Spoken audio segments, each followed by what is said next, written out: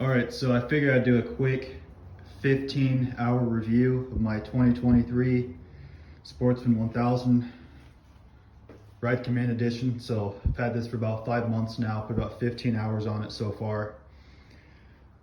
Done a few things to it, well, quite a few, as far as accessories go and performance stuff. So I'll start off with that, what I've done to it. So you notice I've got, so both front and rear, I've got stage 3 Alka shocks.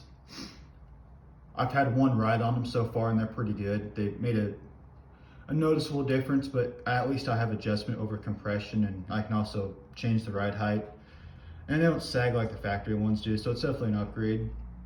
I've also got Checo Racing rear diff brace as far as the gusset kits for both rear A-arms and front A-arms as well. Keeps them from wallowing out the holes in the frame and whatnot. It just supports your frame overall, right? Supports your A-arms, keeps your hardware from loosening up, that sort of thing. And I've also got a pinion cover for the front diff, a rear pinion cover. That's pretty nice.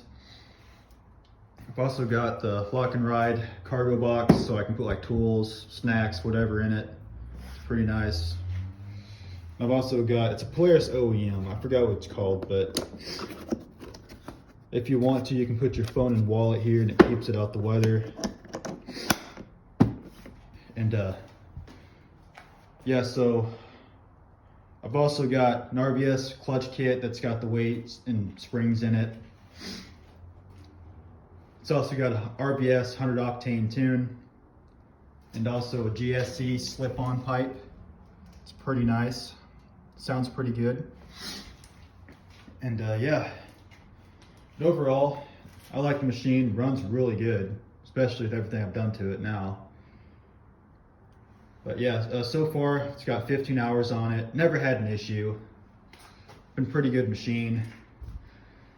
I've had a Renegade 850 beforehand. It was a 2022 model, just a base model 850, but honestly, you don't need power steering on an 850 Renegade because they're so light in the front, you don't need it.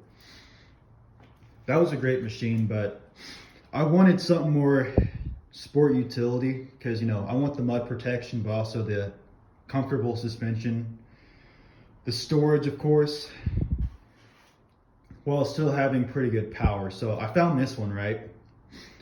So I was still in, I found this when I was stationed in Great Lakes, Illinois. And I found this one in Missouri, right? I found it right above my home state in Arkansas, just right above the border, right?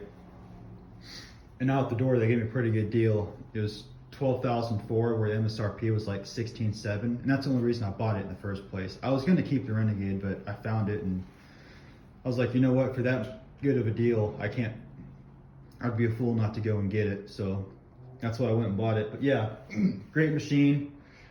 I love the GPS. It's freaking nice. It shows you everything.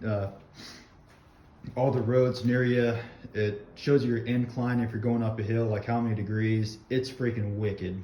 It shows you everything you could possibly imagine. It's super comfortable. The machine is. It's got plenty of power. Like everybody wants to say, oh, Can-Ams smoke them. Well, yeah, of course, because Can-Ams are V-twins. They make more torque.